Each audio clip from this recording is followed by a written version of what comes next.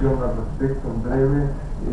Con el CECHIMEX, esta red académica de América Latina y el Caribe, vamos a hacer un evento grande sobre la relación económica, política, medio ambiente, histórica, cultural de América Latina con China. Esperamos que muy breve tengamos ya un programa preliminar con más de 130 ponencias. Esto va a ser el 26, 27 y 28 de mayo.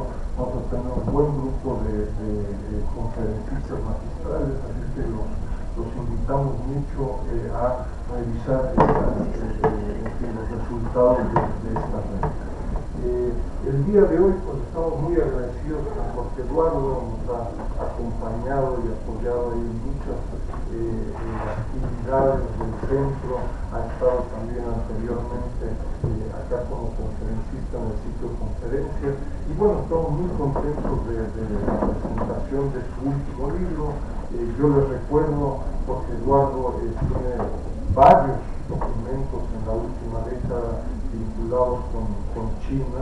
Jorge Eduardo Navarrete es licenciado en Economía acá por nuestra facultad, ha sido también el responsable y ha estado a cargo de la Asociación de Exalumnos de la Facultad de Economía, ha tenido un grupo de cargos públicos, particularmente de esta calidad temáticamente, ha sido también embajador de México en un grupo de países, particularmente China. Entonces, muchísimas gracias, Jorge Eduardo, por acompañarnos. Jorge Eduardo es colega, investigador, profesor del CEICH, acá de la UNAM, y en fin, ha venido, por lo menos en la última década, publicando una cantidad de documentos y reflexiones sobre temas de China, temas sociales, económicos, también vinculados con China. Entonces, muchas gracias, Jorge Eduardo, por tu tiempo y por el apoyo a las actividades del CECHIMEX. Y yo te recuerdo, la dinámica sería una presentación de una media hora, 45 minutos, para tener tiempo de un intercambio con transiciones, ¿no? Gracias. Muchísimas gracias a todos ustedes por estar aquí y dedicar el tiempo esta mañana a conversar sobre lo que el libro denomina el quinto relevo de la dirigencia china. El ordinal quinto no es muy estricto, porque ciertamente ha habido más de 5 relevos, pero alude a los que tuvieron o potencialmente tienen una dimensión histórica definitoria, a quien inició la carrera con el triunfo de la Revolución Popular, a quien abrió las opciones, las compuertas de la reforma y la apertura. Y después de estos dos grandes líderes, a quienes ya de manera más o menos regular, periódica y pacífica, los han venido sucediendo. Entonces, si se olvida algunos liderazgos de poco tiempo, de condiciones de inestabilidad, etc., se podría decir que el actual liderazgo que encabeza Xi Jinping es el quinto dentro de la historia de la República Popular, después de Hu Jintao, Jiang Zemin, Deng Xiaoping y el propio Gran Tigre. En otras ocasiones en que he conversado con audiencias alrededor del libro, he cometido el error, que no voy a repetir, de dedicar demasiado tiempo a los primeros capítulos del libro, cuya función es más bien informativa, analítica, descriptiva, de cuestiones que sin duda personas que atienden los trabajos del Centro de Estudios China-México conocen. Y quisiera dedicar estos 30 a 45 minutos de que dispongo a hablar de la parte prospectiva, lo que este libro dice, lo que yo pienso respecto de qué puede ocurrir en China y alrededor de China. Cuando ahora se dice alrededor de China, se quiere decir en el resto del mundo. En los 10 años en que Xi Jinping, salvo accidente natural o accidente político imprevisible, será el núcleo del liderazgo chino. Estos temas de perspectiva se tocan en los dos últimos capítulos del libro, después de haber pasado revista a algunos antecedentes históricos y al proceso de formación y de integración de la nueva dirigencia, tanto en el partido como en el gobierno. Entonces vayamos directamente a los derroteros para el decenio 2013-2022 que se discuten en el mundo. El primero de ellos tiene que ver con la evolución política interna de China. Yo tengo la impresión, no puedo asegurar que lo que digo sea estrictamente cierto y demostrable, pero tengo la impresión de que el tema de la reforma política interna quizás se discuta más acaloradamente fuera de China que dentro de China. Con esto no estoy diciendo que la ciudadanía china sea indiferente o no se preocupe por el tipo de sistema político en que vive.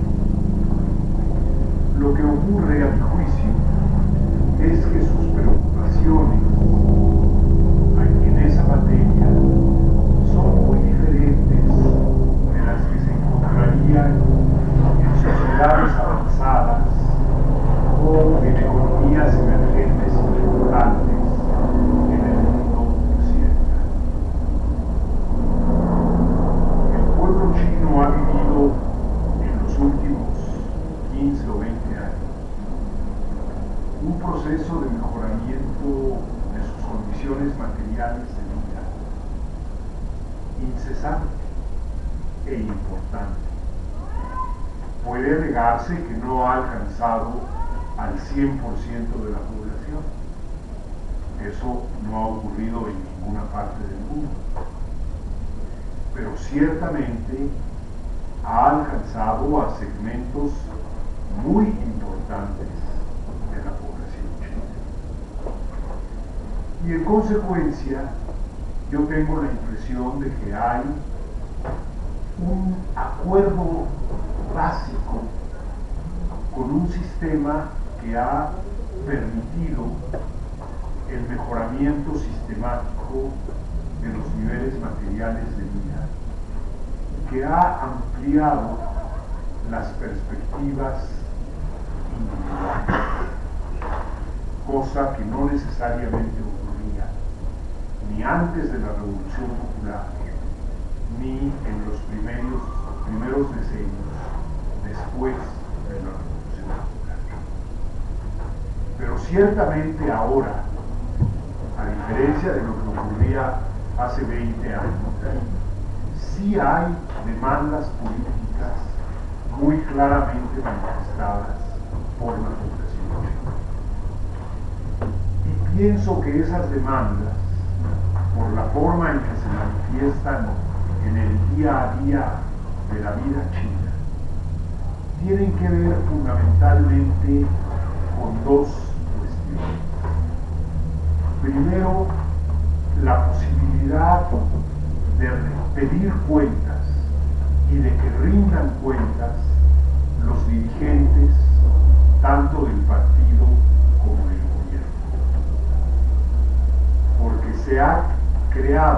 una enorme brecha entre las condiciones materiales de vida de la generalidad de la población y las condiciones de vida de las élites políticas y ahora hay que decir económicas y empresariales en China. Calificativos esos dos últimos que hace 30 o 40 años no hubiera habido necesidad de mencionar porque no existían. Y eso explica lo que en el primer año del nuevo gobierno y en los años siguientes seguirá siendo la acción política fundamental hacia el interior de China del gobierno de Xi, que él califica como la campaña anticorrupción. La campaña anticorrupción, que para usar la expresión que se ha usado en China, ha perseguido tanto a las moscas como a las águilas o a los halcones,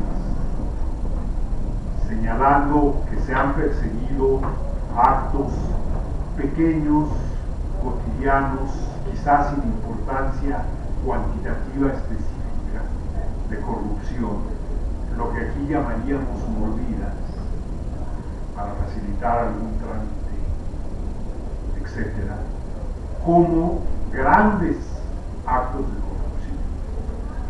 Y en los informes de esta última Asamblea Popular Nacional, que desde luego no se pudieron tomar en cuenta al escribir el libro, hay estadísticas que revelan la seriedad con la que esta campaña se está llevando a efecto.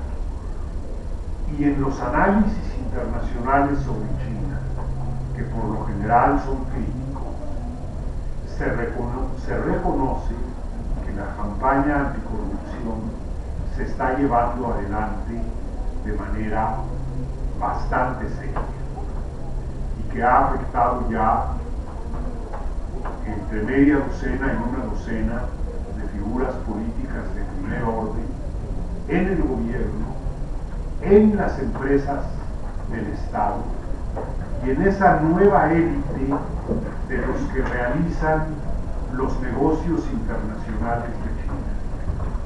Y los negocios internacionales de China, como ustedes saben, tienen ahora una magnitud verdaderamente considerable.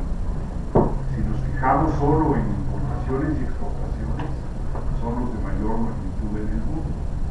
Si sumamos inversiones y otras cosas, ya más o menos quedan en el rango de los de otras de las grandes naciones desarrolladas de Occidente. Yo pienso que es incierta, y así se llama el capítulo, una perspectiva incierta, que es incierta la perspectiva de la reforma política interna, que puede avanzar, como ha venido avanzando, para dar respuesta a algunas de las preocupaciones más claramente manifestadas en una sociedad que tiene acceso en una proporción mucho mayor que en países desarrollados de Occidente en algunos casos a los medios electrónicos de comunicación. Si ustedes ven las cifras del uso de Internet y sus instrumentos en China, resultan verdaderamente sorprendentes. El grado de penetración de estos instrumentos, que tienen sus nombres propios en China, en chino, que yo no he modernizado, pero que son memorizado, pero que son los equivalentes al correo electrónico, al Twitter, al Facebook, etc., es verdaderamente importante.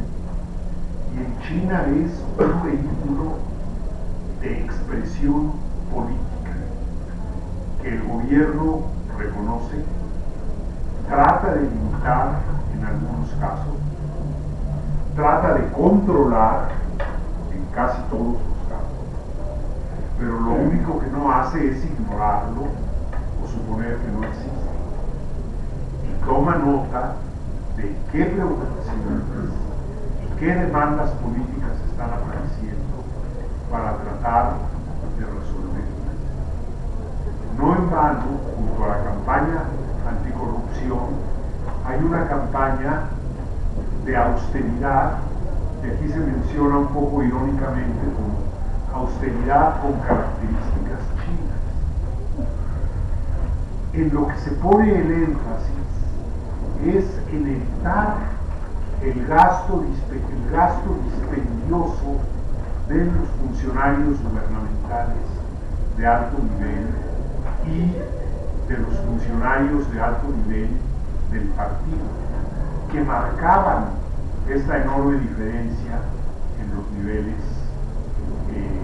en las formas de vida, más que en los niveles, en las formas de vida, en el acceso a los satisfactores de lujo.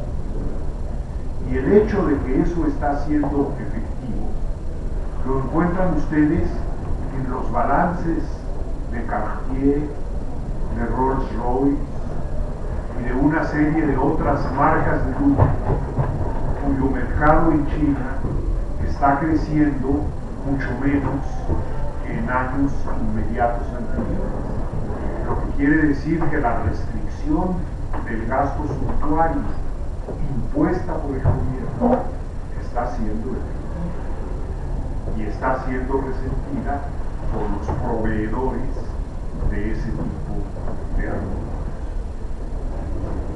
Se requerirá más tiempo para avanzar en otros terrenos igualmente importantes. Por ejemplo, en el de libertad de expresión. Nadie limita lo que un nacional chino escribe en un correo electrónico o en un Twitter. Hay filtros que eliminan rápidamente aquellas comunicaciones que usan palabras clave que el filtro detecta y elimina. Pero los usuarios, y esto se ve en muchas fuentes, han tenido la inteligencia de hacer sus mensajes y transmitir sus mensajes sin caer en las palabras clave que los excluirían de la red de manera automática, de modo que no son tan fáciles de detectar. Pero los medios informativos siguen siendo formas de expresión básicamente controladas. Y aquí habrá un proceso gradual que puede llevar varios años. Pero en la medida en que se detecte una demanda popular fuerte por una información más oportuna, más verídica, más libre, más compartida y que tenga consecuencias, se irán abriendo las puertas. Lo que más puede cerrarlas es el tipo de presión externa que se ejercía sobre China para que reformara rápidamente su sistema político o para que adoptara literalmente normas o compromisos en materia, por ejemplo, de procesos electorales organizados y realizados como suelen hacerse y organizarse en Occidente. Si hay una presión internacional en esa materia, que la ha habido, pero que en los últimos años es menos detectable, se crearía una reacción negativa en contra por parte de la dirigencia china. Quien quiera ayudar, y muchos nos gustaría poder hacerlo, a un mayor grado de libertades individuales en China, tiene que aceptar que eso lo va a hacer y lo va a decidir el pueblo chino mismo. Y que lo que sí es importante es insistir en que exista esta apertura y receptibilidad por parte de las autoridades. Y en el primer año de su derrotero de 10 años, pareciera que el balance para el gobierno de Xi y del primer ministro Li Keqiang es bastante posible. El segundo gran tema interno, pero ya con implicaciones hacia el exterior muy importantes, es el de en qué medida se va a reformar la línea maestra del desarrollo chino en los últimos 3 decenios o más, que es la línea de la reforma y la apertura establecida por Deng Xiaoping. Yo tengo la impresión de que en los próximos 10 años se va a mantener la línea general de reforma y apertura, pero que va a haber ajustes importantes en muchas de sus manifestaciones, por así decir, más localizadas o más focalizadas en diversos aspectos de la estructura productiva, distributiva y de relaciones económicas internacionales de China. En primer lugar, porque hay que hacer frente a problemas o a situaciones que no pueden dejarse de lado. Y la más importante de ellas es el cambio en la estructura por edades de la población y de la fuerza de trabajo en China. El fenómeno de envejecimiento es muy fuerte, pero también se ha manifestado ya la voluntad de darle algún tipo de respuesta. La primera se aprobó en la tercera reunión plenaria del Comité Central del Partido en el otoño del año pasado, de 2013, al establecer una mínima liberalización de la política de un solo hijo por familia. Esa fue una decisión. Establecer esa política demográfica tan restrictiva que de hecho condena al estancamiento o al decrecimiento de la población, porque un solo hijo por familia es insuficiente para garantizar la reposición de la población, es fácil deducir. Se acordó empezar a liberalizar. Ellos no usaron el término experimental, pero yo creo que de manera claramente experimental, o si se quiere, como un proyecto piloto, en ocasión de esa importante reunión plenaria del Comité Central el año pasado. Ya había habido una liberalización anterior, aparte de que ha habido muchos incumplimientos de la ley, que han sido sancionados administrativamente. Ya se había establecido que aquella pareja en la que tanto el hombre como la mujer son hijos únicos, podían tener más de un hijo, y se entendía que sería un segundo hijo. La nueva liberalización abrió un poco el abanico y estableció que si uno de los dos miembros de la pareja es hijo único, puede esa pareja también tener derecho a un segundo hijo.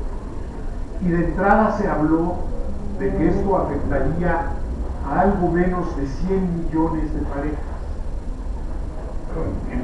En una población de la dimensión de la población de China, 100 millones de parejas no son muchas, en términos de una población que se acerca a los 1.400 millones de habitantes, y en la que salen por lo menos 700 millones de parejas. Claro, no todas en edad reproductiva, etc. Son números muy buenos. Pero es lo que le da el carácter experimental o piloto. No hace mucho apareció una encuesta en el South China Morning Post, tomada de la prensa china, en la que muchas parejas que ahora estarían en oportunidad de tener un segundo hijo y que se les preguntó si aprovecharían la oportunidad, dijeron que no tenían prisa y que estaban muy conscientes de que sus posibilidades de avance social iban muy bien con una familia pequeña de un solo hijo y que la atención médica que podían permitirse o que este hijo recibía era suficiente para darles una cierta tranquilidad de que sobreviviría hasta su edad joven y adulta. En China los hijos ya no tienen el elemento de seguridad social para los padres que tuvieron en generaciones anteriores. Entonces ya no hay la presión para familias numerosas. Creo que sigue habiendo, porque obedece a otras razones, la presión por el hijo varón, pero ese es un problema distinto al, básicamente, del crecimiento de la población.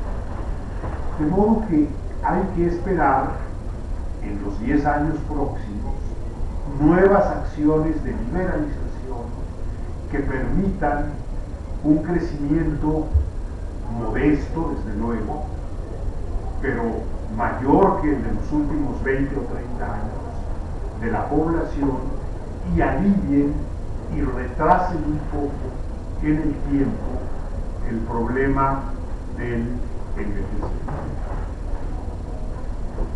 Por otro lado, hay la cuestión de si el modelo chino, si así puede llamarse, a lo que estuvo en vigor con muchas variantes en los primeros 15 o 20 años de reforma y apertura.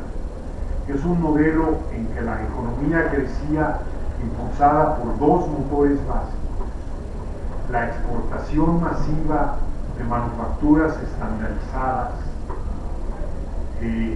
no sin alto contenido tecnológico, para las cuales los salarios bajos o muy bajos eran un elemento clave de la competitividad internacional.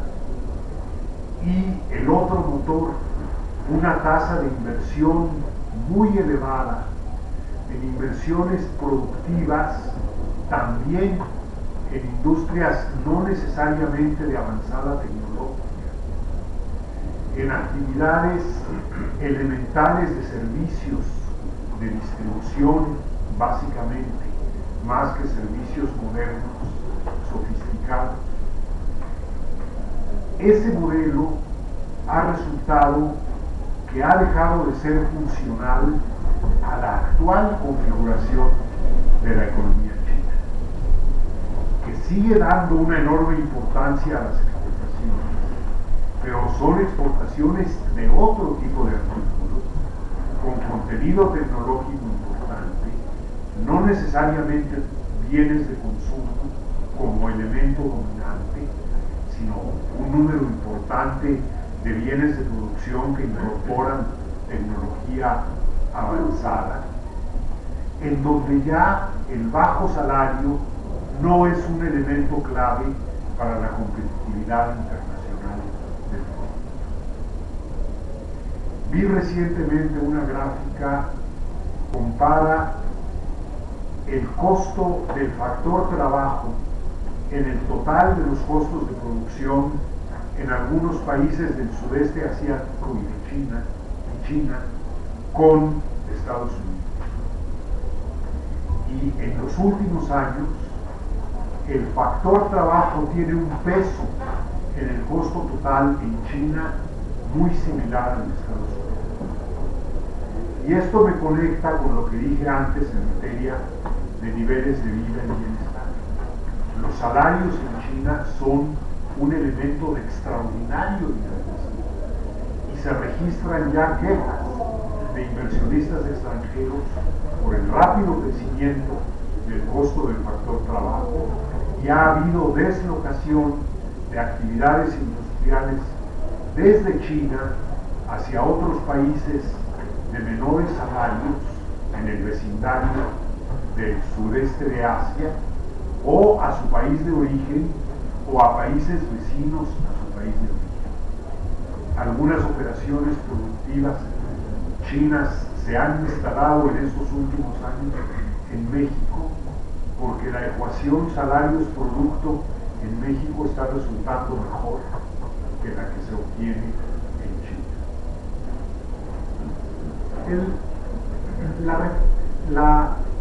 Todo el mundo habla ahora de rebalancear la economía china. Es un término que quizás se utilice más en el exterior que en China, y que debe entenderse por la sustitución de los principales motores de desarrollo. En lugar de la exportación masiva, se buscaría un crecimiento dinámico del consumo interno en China, que ha estado reprimido por muy largo tiempo y que obviamente tiene un potencial de demanda diferida extraordinariamente alto y un apetito importante por tener acceso a satisfactores materiales en toda la gama posible, desde la alimentación, el vestuario, el transporte, la vivienda, el equipamiento doméstico, etc. Para eso es muy importante que la urbanización aumente, y una de las políticas ya puestas en vigor y que va a tener en estos 10 años un impulso extraordinario es una una urbanización que casi podría llamarse urbanización forzada. El proceso de urbanización venía siendo muy rápido, pero para los propósitos de tener al consumo interno como el principal motor del crecimiento, se necesita que esa urbanización sea todavía más rápida, porque la satisfacción con satisfactores modernos del consumo interno se realiza mucho más fácil y económicamente en zonas urbanas que en zonas rurales dispersas. No se ocultan a nadie, y se discuten en el libro, las dificultades que una urbanización acelerada supone. Dificultades de adaptación cultural, dificultades de rompimiento de tradiciones, dificultades de desvinculación familiar y varias otras. Pero ciertamente la orientación pienso que va a mantenerse. Ya en las cifras más recientes para 2012-2013, la población urbana es mayoritaria en China. Ha rebasado la cota del 50%. Hay quien dice que es una estadística discutible porque el límite urbano-rural que se utiliza en China no necesariamente es comparable con el límite urbano-rural de varios países de Occidente con los que se establece la comparación. Pero el fenómeno de urbanización es evidente. Y por otro lado, se desea y supone el impulso al consumo, supone depender menos de la inversión bruta fija. Si se deja de lado la inversión extranjera, lo que se puede invertir es lo que no se consume. Y esa es la primera ecuación que aprende un economista. Ingreso igual a consumo más inversión. Entonces, hay que depender menos de la inversión en este rebalanceamiento de la economía, para lo cual la inversión tiene que elevarse la productividad total de los factores con volúmenes relativamente inferiores de inversión. Si uno saca las cuentas, ejemplo las que están en los informes presentados este año a la Asamblea Popular Nacional, llega a cifras casi inverosímiles.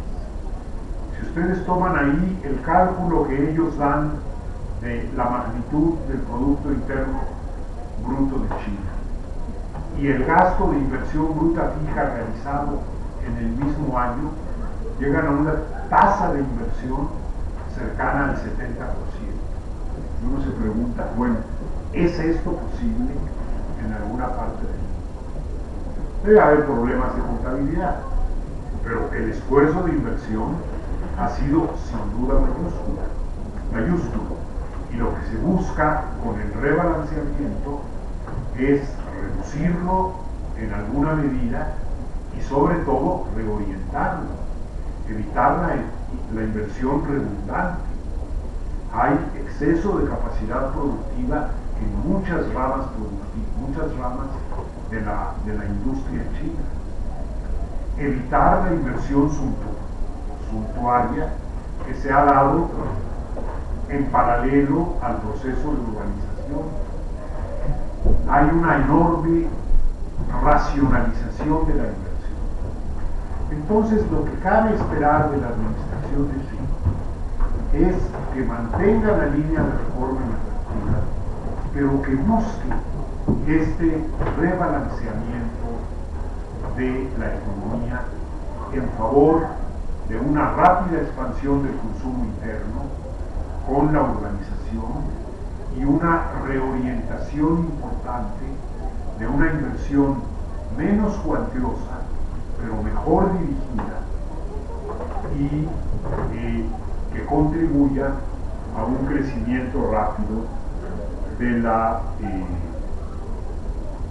productividad total de los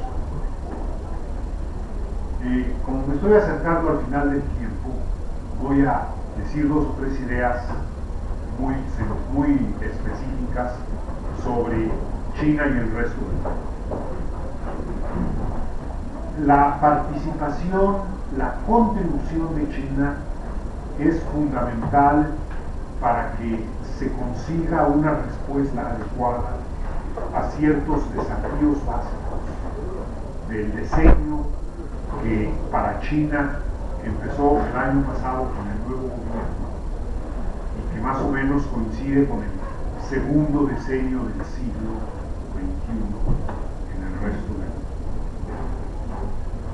Un tema que no se puede resolver sin una contribución importante de China es la transición energética y estrechamente vinculado a la cuestión del cambio climático. En ambos temas, con sus propias prioridades, con sus propios ritmos, China está haciendo contribuciones muy importantes. Es probablemente la única economía muy grande, y yo califico como economías muy grandes aquellas que tienen un PIB superior a los 2 billones de dólares. Hay 9 de ellas en el mundo. De esas economías muy grandes, China es probablemente la que haya logrado, quizá con excepción de Japón, los mayores avances en racionalizar el uso de la energía, medido en el indicador básico para esto: cantidad de energía consumida por unidad de producto. Este es un indicador que ha venido bajando sistemáticamente por lo menos los últimos 7 años en la economía china. Y eso se consigue o consumiendo menos energía, que no es el caso de China, o consumiéndola mejor, es decir, aumentando la eficiencia energética, que es el caso de China. China es también el país punta en el uso y desarrollo de la tecnología para energía solar. Como en todo el mundo, su contribución al balance energético sigue siendo muy pequeña. Pero si en algún país en los siguientes 10 años va a llegar a ser significativa, digamos 10% o más del balance total de energía consumida, ese país va a ser China. A la que le preocupan menos que a la mayoría de los países occidentales el elemento subsidio indispensable para echar a andar una operación de esta magnitud en energías renovables que tienen grados relativamente bajos de confiabilidad y que tienen que tener energía de respaldo muy importante, que supone realizar inversiones con la esperanza de que no se utilice, que la energía solar sea lo más estable posible y las plantas de respaldo se queden ahí instaladas pero paradas, sin quemar combustóleo o gas natural o cualquiera que sea el energético que se utilizó para construirlas, pero que tienen que estar ahí porque si hay una caída en la generación solar, tiene que suplirse de un momento a otro para mantener la estabilidad del conjunto del sistema eléctrico. Y en el caso de restauración ambiental, más allá del cambio climático, la mayor contribución que China puede hacer al cambio climático es reducir su nivel de emisiones. Nunca han aceptado y no van a aceptar un compromiso específico y cuantificado de reducción de emisiones. Pero si se lee la reducción del coeficiente energético, necesariamente están reduciendo emisiones porque se da junto con una evolución necesariamente muy lenta de la mezcla energética. En los 10 años de Xi Jinping, al igual que en los años que le quedan a Obama y los que tenga su o su sucesora, tanto China como Estados Unidos tendrán al carbón como el principal componente de su oferta energética y evidentemente continuarán contribuyendo al calentamiento global. Pero en términos relativos, esa contribución empezará a ser decreciente. Y a mí no me gusta apostar, porque además todavía no se factora bien el elemento del gas no convencional en la mezcla energética estadounidense. Pero antes de la importancia del gas no convencional, era una apuesta fácil de que la reducción o que el crecimiento más lento de las emisiones de CO2 se iba a conseguir en China que en Estados Unidos. Ahora, si shale gas cambia realmente la matriz energética de Estados Unidos, como algunos suponen, la apuesta ya resulta un poco más arriesgada y no recomiendo que la haga.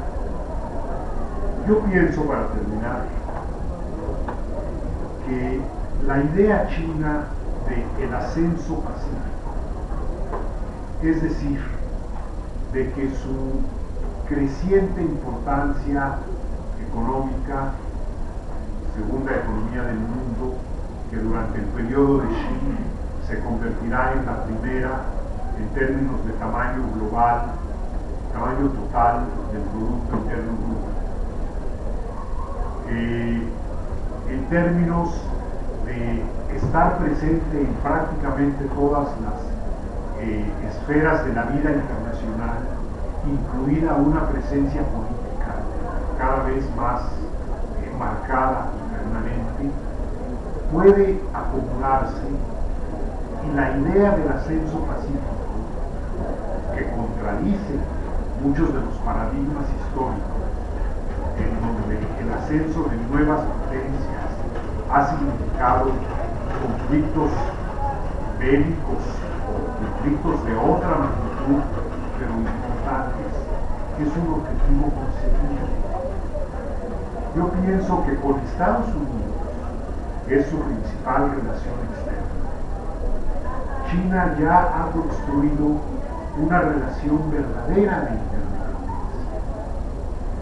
el que los dos países piensan dos veces y con mucho cuidado sobre la repercusión en el otro de alguna de sus acciones de política, porque han invertido mucho, si así quiere decirse, en una relación de cooperación. Y si las cosas marchan en ese sentido, creo que las relaciones con la Unión Europea, con Japón, más allá de los episodios de enfrentamiento político que suscitan los japoneses cada que van a visitar ciertas tumbas, se impondrán y serán cada vez más relaciones de interdependencia. Y la interdependencia tiene como elemento central el entendimiento de la cooperación. No va a ser fácil, va a haber fricciones, va a haber acciones defensivas fuertes, que ojalá se entiendan bien de un lado u otro. Pero en el fondo es tanto lo que está en juego que se impondrá la racionalidad de la relación cooperativa, de la relación de cooperación y entendimiento, a la posible irracionalidad de una relación de pugna en el que probablemente se llegue incluso de manera no deseada a un conflicto que se salga de control con consecuencias y costos elevadísimos para todo el mundo.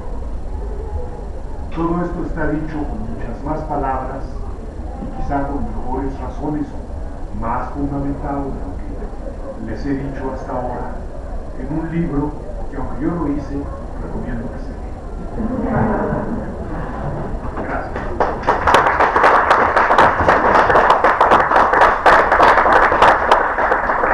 Muchas gracias, Jorge Eduardo. El documento está acá afuera para revisarse, para leerse y para comprar. Como proponía Jorge Eduardo, reitero la invitación a adquirir.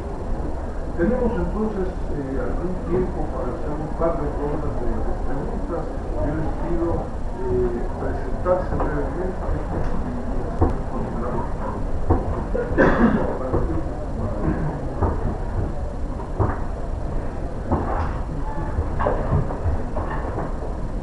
Buenos días, estimado profe.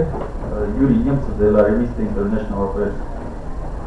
Pues vemos buenas perspectivas para el desarrollo de China, que en poco tiempo se convierte en economía número 1. Entonces, en ese sentido, ¿cómo ve usted el desarrollo de las relaciones entre México y China para el 2022? ¿Cómo se cambiará el papel de Estados Unidos en estas relaciones? Y pues espero que va a tocar un poco el tema del TPP. Gracias. Sí. ¿Alguien más?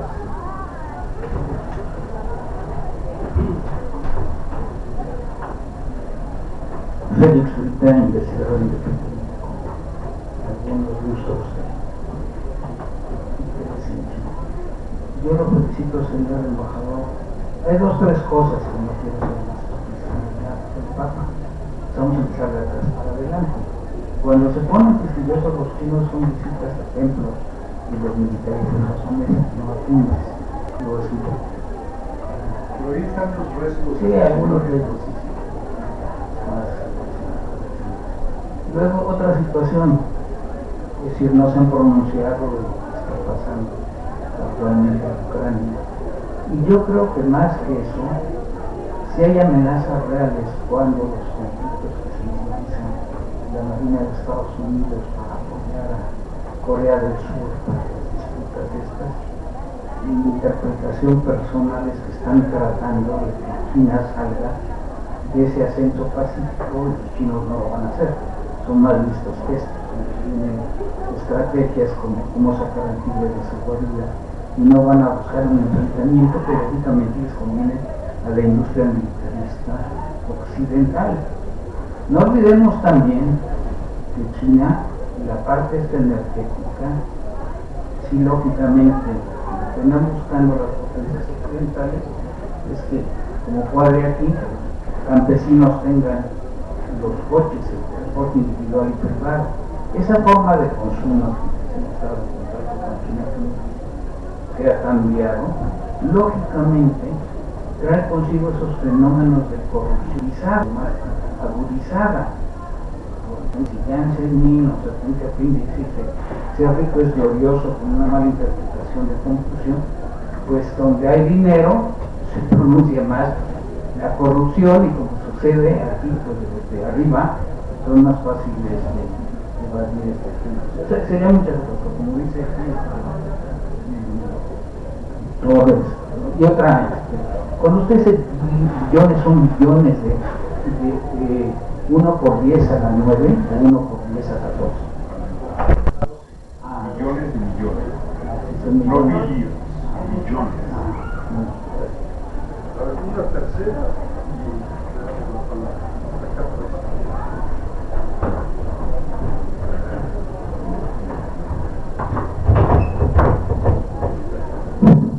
Bueno, Miguel Álvarez, de la UAM. Tengo una pregunta en relación a la deuda externa. Nosotros sabemos que una restricción financiera para nuestros países, para poder tener crecimiento, precisamente es la deuda externa. No conozco mucho al respecto, pero me da la impresión que China no tuvo que cargar con ese lastre, es una de las cosas que le permitió hoy en día convertirse en la segunda economía del mundo, probablemente en la primera.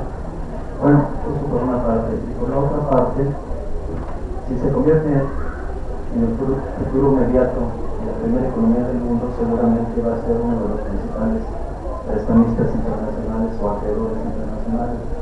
¿Eso de qué manera cambiaría los mercados internacionales de capital o el sistema financiero mundial? Entonces, si puede hacer un comentario al respecto. Bueno, muchas gracias por estas cuestiones y planteamientos que son verdaderamente importantes. Dejo para el final el de la cuestión bilateral y empiezo con los más específicos. Ucrania es un clavo ardiente para muchos países. Los españoles ven con mucha reserva lo que está pasando en Ucrania, porque piensan en Cataluña y en el País Vasco, oyen hablar de un referéndum en Cataluña y varios otros. China ahí ha seguido una línea de política exterior que puede no gustarnos, pero que al menos ha sido consistente. No meterse claramente en otros asuntos, en asuntos de otros, porque no quiere que otros se metan en lo que ella considera sus propios asuntos. A mí me parece como orientación general de política muy insuficiente y crecientemente equivocada, pero sí reconozco que se ha aplicado consistentemente y la consistencia es uno de los principales valores de la política exterior. Las maniobras marítimas conjuntas entre Corea del Sur, República de Corea y Estados Unidos tienen decenios realizándose. Llaman la atención cuando coinciden con algún elemento de tensión en el área, como son las islas Ryukyu o Senkaku ahora, pero no creo que representen un elemento nuevo que esté alterando la ecuación de seguridad en el mar oriental de China o más ampliamente en la zona del Pacífico.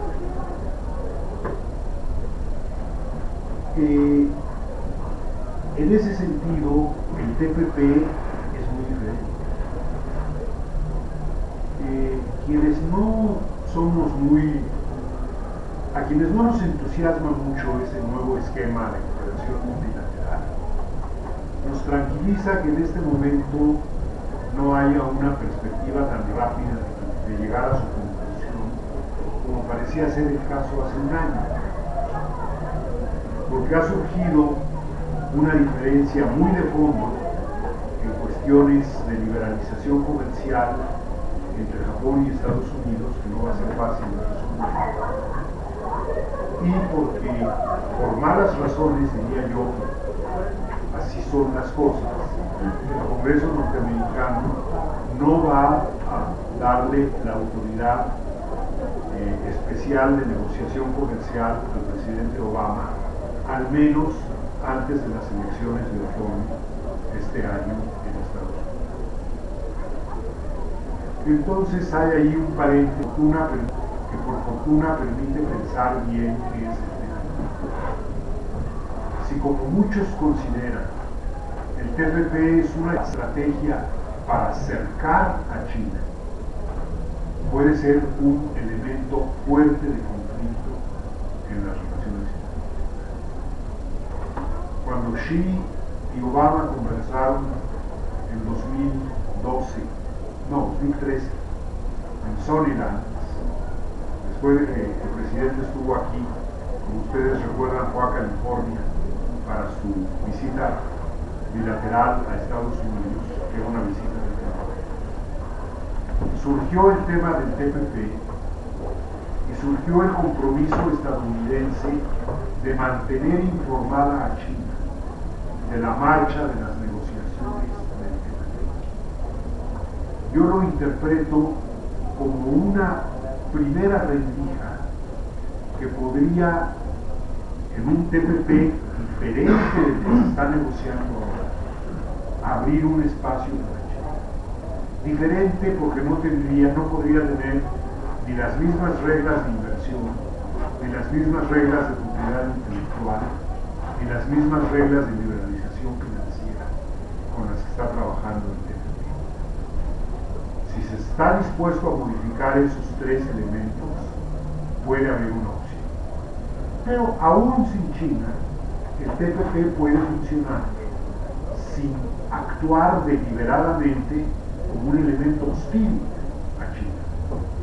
Quizá ese sea el objetivo instrumental, que los países que están en la negociación del TPP, como México, que no están interesados en que se hostilice a China, se las arreglen en el proceso de negociación para conseguir un TPP que funcione a sus propios intereses, pero que no sea claramente hostil al gran país, al único gran país del Pacífico que no va a estar adentro del juego, y que haya una relación China-TPP.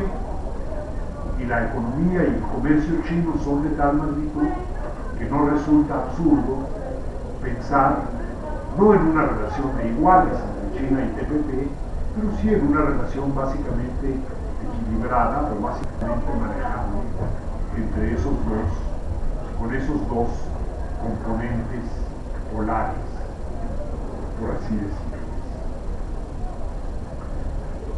El maestro Zurita toca un tema muy difícil, que es el de la vinculación entre consumo o acceso a bienes suntuarios o desigualdad y corrupción. Yo creo que esa conexión existe y que no es fácil de resolver. Ahora, la lectura que yo me hago no es que con su campaña el gobierno chino actual esté tratando de erradicar la corrupción como elemento de la conducta humana que debe estar ausente en todo momento. Está tratando de evitar que la corrupción tenga manifestaciones tales que la conviertan en un elemento de inestabilidad política interna. No creo que nadie pueda plantearse el objetivo de erradicar la corrupción en los. Algún filósofo un poco extremista diría que hacerse lustrar en lo cansado por otro ser humano es un acto de corrupción. Bien, yo tomaría con muchas reservas el hecho de que China tenga dentro de 3 o 4 años el Producto Interno Bruto de mayor magnitud en el mundo. Por eso se le considere la primera economía mundial. La magnitud del producto es importante, pero no en sí misma, sino como un indicador de muchas otras cosas. Como un indicador, por ejemplo, de niveles de vida. Y en ese sentido, hay que ir a las cifras per cápita. Y a China le falta mucho tiempo para llegar a niveles de ingreso per cápita más o menos comparables con los países avanzados de Occidente. Y el objetivo oficial chino es en el 2020 o un poco más adelante haber alcanzado un nivel per cápita equivalente a un país moderadamente próspero. Ellos mismos establecen un límite bastante razonable a su aspiración en ese sentido. Y además el per cápita en países con índices de Gini superiores al 30, pues dice poco de realmente la situación social del país. China en este momento debe tener un Gini probablemente en los 40, en la segunda parte de las cifras 40, entre 45 y 50. Hace tiempo que no veo la cifra. La que se consigna aquí creo que era 44 y fracción en una medición de Naciones Unidas. Entonces, es importante para la imagen del país, es importante para la forma en que lo ve el resto del mundo. Puede ser útil para darle mayor peso a su voz, para darle mayor dimensión a sus acciones, pero tiene que complementarse con muchas otras cosas. Y desde el punto de vista de China, es que muchas de esas otras cosas también se están haciendo. En efecto, China nunca acumuló una deuda externa al nivel que lo hicieron muchas economías de Occidente. Entre otras razones, porque probablemente no había muchos bancos interesados en prestarle dinero a China. Pero más que eso, bancos internacionales, pero más que eso por el hecho de que la economía tradicionalmente ha tenido una tasa de ahorro lo suficientemente elevada como para financiar su propio desarrollo sin necesidad de acudir al elemento de endeudamiento de manera significativa. China está figurando en el mundo financiero internacional más en los mercados de inversión en este momento y va a tener un papel adicional en los mercados monetarios. Yo no pienso que China vaya a sumarse a la apertura total de la cuenta de capital como quisiera el Fondo Monetario y Estados Unidos y otros que hicieran o que hubieran ya hecho en los últimos años. Creo que va a mantener una política prudente y bien manejada de control en la cuenta de capital. El track record de cómo les ha ido a los países con la liberalización financiera total es bastante malo. Han perdido empleo, han perdido crecimiento, han perdido capacidad productiva y claro, han enriquecido a las élites financieras. Pero no creo que sea ese un objetivo razonable como objetivo nacional. Entonces, China va a estar cada vez más presente por sus inversiones directas en el exterior, que ahí llaman Overseas Chinese Investment. Yo no estoy muy seguro de que se van a comportar muy diferente de los inversionistas extranjeros tradicionales que vinieron a América Latina, que fueron a África, que fueron a Asia. Les interesa que esas inversiones sean redituables y les interesa obtener los recursos, con esas inversiones van a poder explotarse. no creo que vean su inversión en el exterior como una herramienta de asistencia económica, ni mucho menos. Se van a comportar, no sé si como capitalistas o como socialistas con características chinas. Pero de esas inversiones van a procurar sacar el mayor jugo. De modo que al igual que uno debiera tener una cierta prevención en procesos de apertura a la inversión extranjera, yo creo que a la que proviene de China hay que pensarla en los mismos términos que la que proviene de lo que se les ocurra a ustedes, de Australia o de Japón o de Inglaterra, en fin.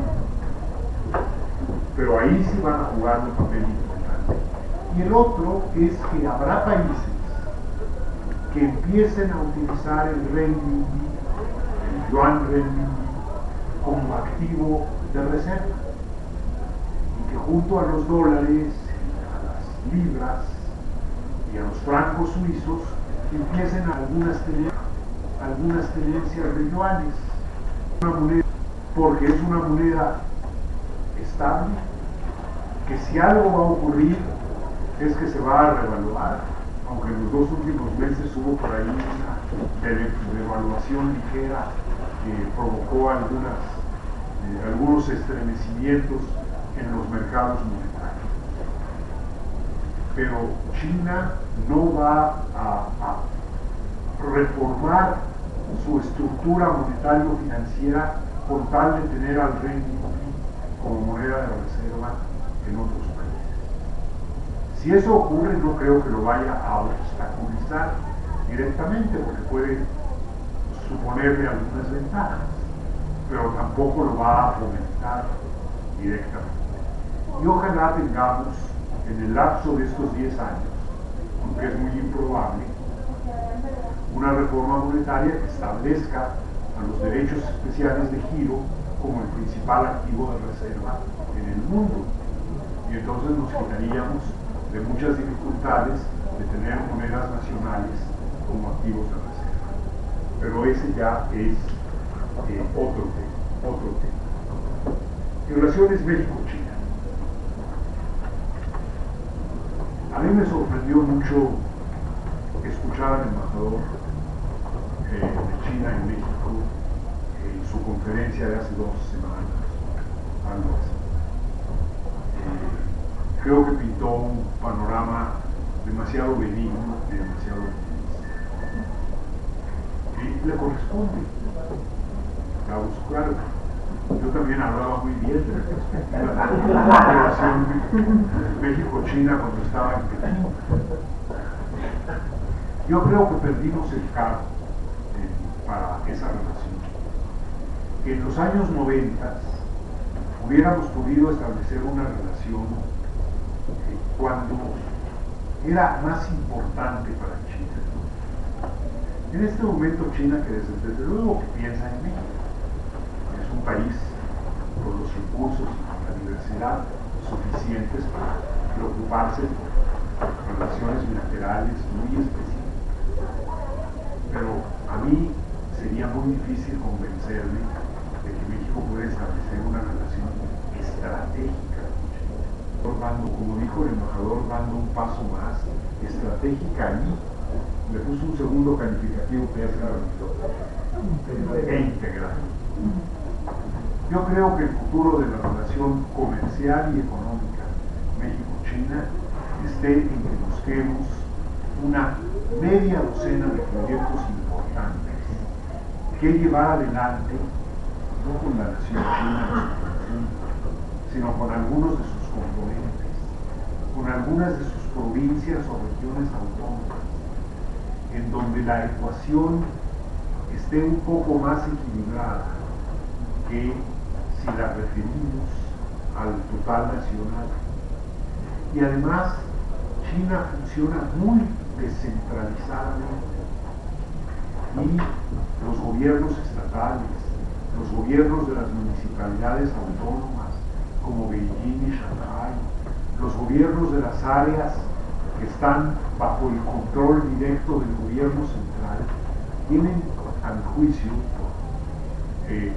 grados de libertad importantes para definir sus relaciones económicas con el exterior. Y creo que por ahí deberíamos llevarlas.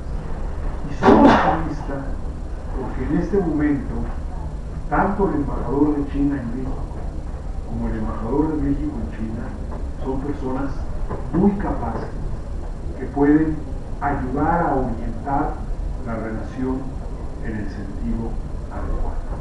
Como Enrique habló de una segunda ronda, yo quisiera detener aquí la primera para dar una oportunidad a la segunda.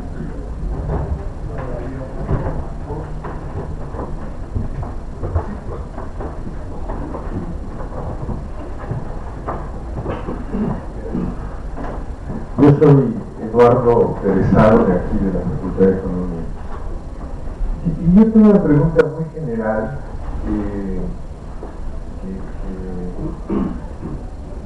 no quiero que parezca morbo intelectual solamente, es una preocupación auténtica sobre el tema de la clave, de la magia, de la fórmula china. Nada más un comentario para poder contextualizar el sentido de la pregunta.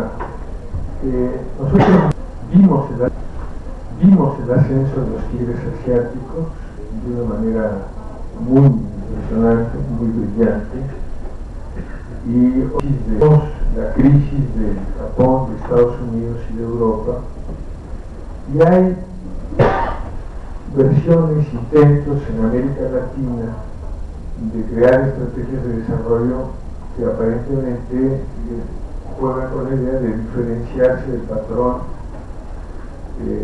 digamos, netamente norteamericano. Y México no lo hallo, porque no lo veo ni ligado a las enseñanzas de los tigres asiáticos, ni lo veo haciendo parte de los intentos latinoamericanistas como podrían verse en Chile o en el bloque bolivariano con Venezuela, Bolivia, Ecuador, o con Brasil, o con, no sé, Uruguay, en fin, hay muchos intentos con algunas diferencias, pero son intentos de una estrategia de desarrollo que busca diferenciarse y busca esquemas, al menos discursivamente, se pretenden mucho más distributivos de la experiencia precedente de estos propios países, etc. México, pues, como que primero se desdibuja en este escenario porque sigue siendo como muy tradicional, muy adherido a Norteamérica, no coloca ningún alegato, ninguna discusión, no hace una diferenciación, no crea un perfil propio, una personalidad en el modelo de desarrollo, y simplemente apostamos a que a los Estados Unidos les vaya bien para nosotros también, ¿no? Pero el gran ejemplo de los chinos, por no referirme a los BRICS, ¿no? A Brasil, Rusia, China, etc. La pregunta simple y llanamente pues es ¿dónde está la clave o la diferencia del modelo chino? ¿O es que solo lo están haciendo bien nada más porque le están echando ganas?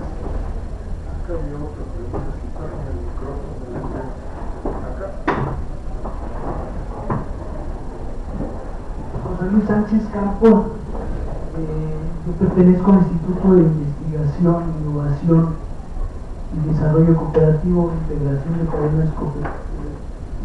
Cadenas Sociedad Cooperativa y Servicios, Sociedad Cooperativa de Responsabilidad Limitada. Somos un instituto que trabajamos en el Movimiento Nacional Cooperativo y en Economía Social. Eduardo, pues me da mucho gusto verte aquí dando esa conferencia y aprendiendo de ti. Un poco la pregunta es en relación a qué papel está jugando la economía social, porque una de las grandes discusiones que cuando estábamos aquí en la Facultad de Economía, donde aprendimos mucho del maoísmo, nosotros veíamos que había una gran discusión con el modelo ruso en relación a las relaciones funciones de producción y las fuerzas productivas, y que el modelo chino privilegiaba las relaciones sociales de producción, es decir, la propiedad, la posesión, el control científico, el proceso productivo, y veíamos que China había estado cambiando el modelo de la empresa estatal, de la empresa pública, la propiedad pública, hacia la propiedad social. Incluso nos llamaba con que había crecido el cooperativismo y la economía social de manera impresionante en China en la última década, y se hablaba de que existían cerca de más de 300 millones de chinos que formaban parte del cooperativismo. Y a nosotros como cooperativistas pues nos interesa mucho conocer la experiencia y cómo podemos potenciar en México, armar cadenas productivas y armar un modelo que nos permita retomar este sector de la economía. Por tu respuesta, muchas gracias.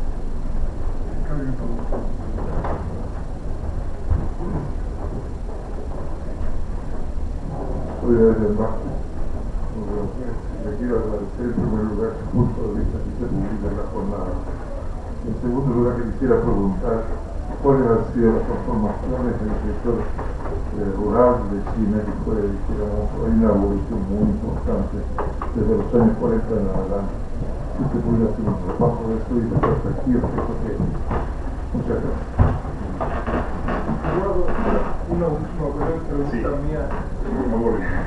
Es sobre el tema, digo, tú enunciaste ahí temas internos domésticos de China que te parecen que en el mediano y largo plazo pudieran afectar tanto a China como las relaciones internacionales de China.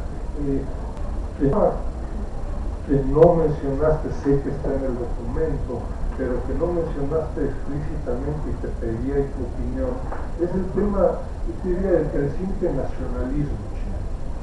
¿Cuál es tu opinión al respecto? Y nacionalismo, yo diría, no en términos extremos, explosiones, manifestaciones que se han dado con respecto a Japón y otros temas, sino que en fin, hay una creciente autoestima china, que uno vea incluso, bueno, por los medios académicos, y en donde a la hora de negociar convenios y muchas otras cosas, las relaciones claramente en los últimos 10, 15 años con respecto a hoy van cambiando, ¿no? Es decir, China pues ya no es la China de hace 20 o 30 años.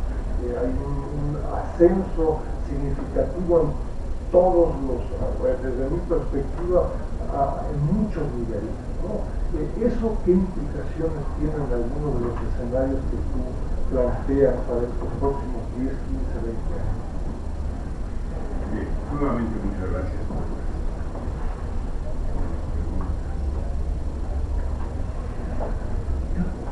Estaría casi tentado a decir que la fórmula china es no tener fórmula, pero se parecería demasiado a una frase referida a la política industrial se usó en este país.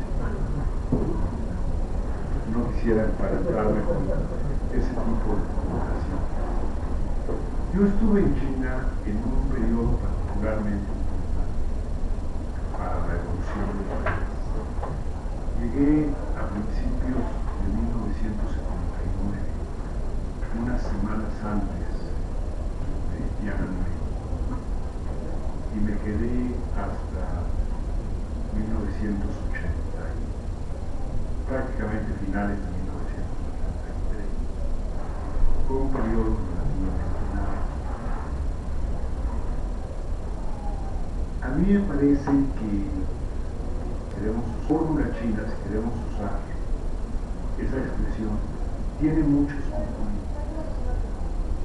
Y me refiero a los años recientes, a la fórmula, si es que existe, que ha permitido que China esté ahora en donde está, en la economía, en las finanzas, en la tecnología mundial y demás. Los últimos viajes vinculados al espacio exterior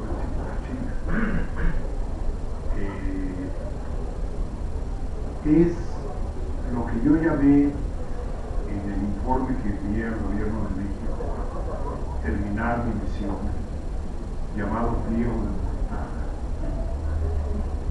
El elemento que destaqué fue el que en esos años, incluso antes, con la reforma, se había liberado la iniciativa individual del pueblo chino. No debe entenderse en el sentido liberal del término, pero de un régimen que pensaba que la mejor manera era someter al control de la planificación.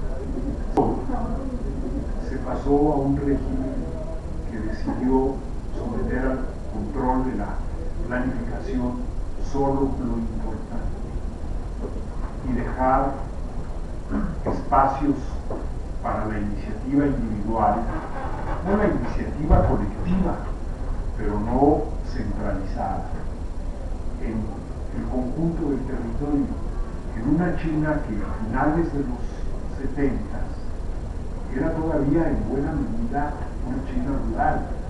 Tenía ya desde luego un sector industrial muy importante, pero era fundamentalmente un país rural. Y ahí es donde se dio el inicio de la gran transformación, esa liberación de la iniciativa individual que le permitió a la población china, a los jóvenes sobre todo, no necesariamente quedarse en la comuna toda su vida, sino tener opciones de, con o sin autorización, irse a buscar opciones de trabajo y de vida en las zonas urbanas donde estaban ocurriendo otras solo las dos o tres grandes ciudades, muchísimas ciudades intermedias importantes. Por otro lado, otro elemento de la fórmula ha sido el de consistencia de la reforma, la reforma y la apertura, primero la reforma y luego la apertura, han pasado ya 40 años y esa línea básica de política, que a muchos les gusta y a otros menos, se ha mantenido, obviamente con muchos ajustes, con muchas correcciones, con muchas prioridades distintas, pero la línea central ha sido esa. El dicho de otras maneras es: no podemos ser el país autárquico y autosuficiente que quería el líder de la revolución.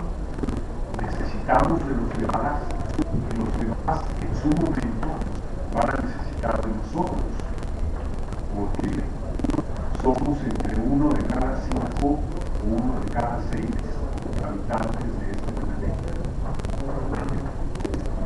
Entonces, el reconocimiento de la necesidad de participar en el mundo es otro de los.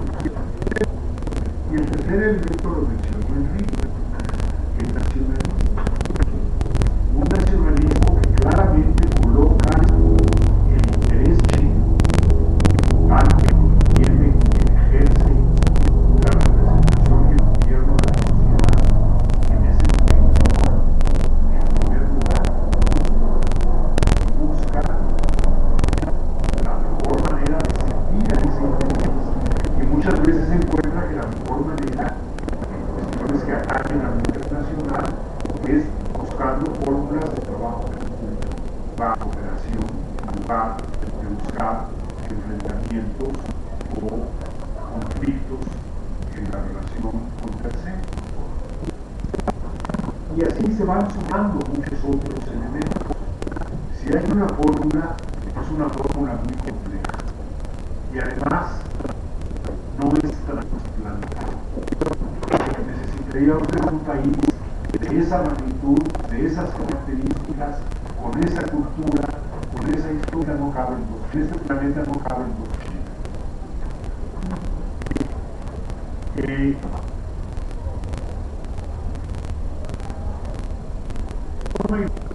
La reforma y la apertura, desafortunadamente, vinieron en parejo con la explosión de la desigualdad.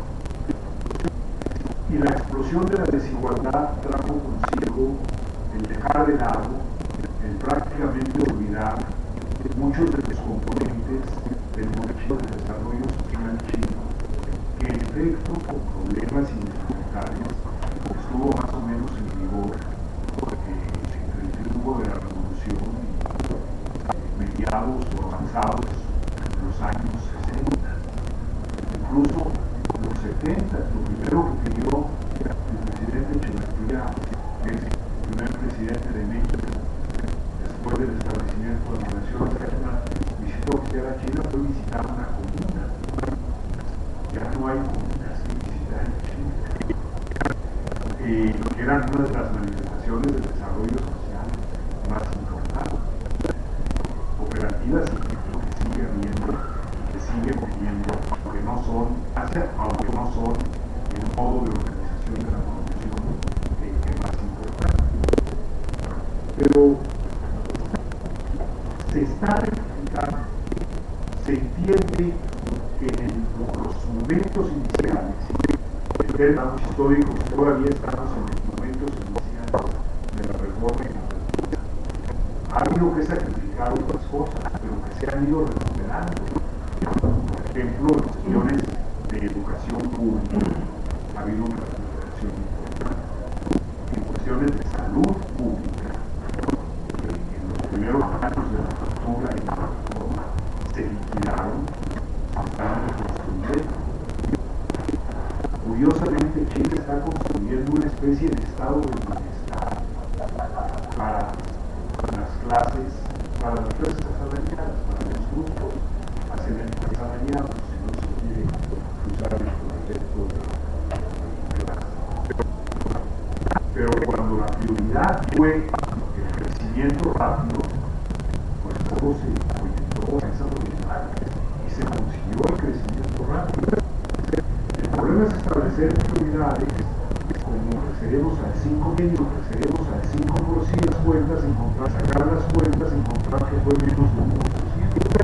Entonces cualquier sacrificio que se haya hecho tuvo el problema de la inflación. Los sacrificios que se hicieron en China han resultado básicamente. No quiero decir que hayan estado justificados en todas sus manifestaciones, pero sirvieron tanto.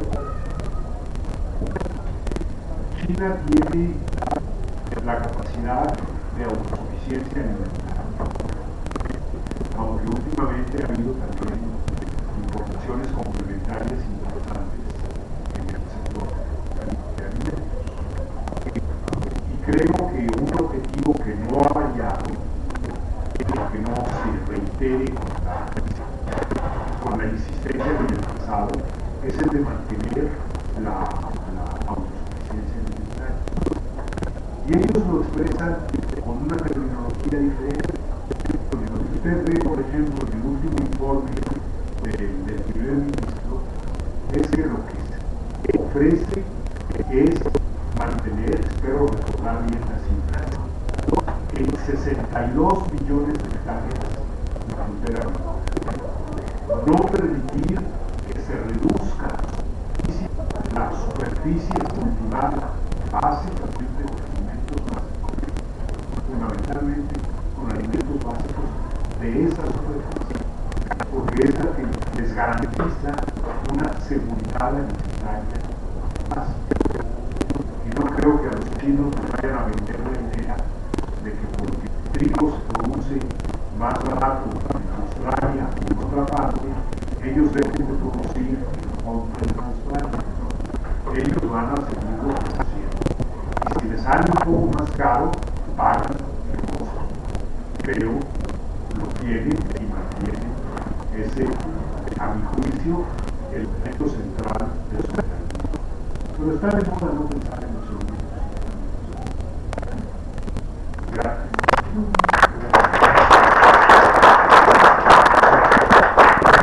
Muchas gracias, señor, por el documento revísenlo, y yo los invito a seguir participando en la estructura de incluso herencias, e incluso de nuevo sobre varios de los temas planteados, agricultura, deuda directa, financiera directa.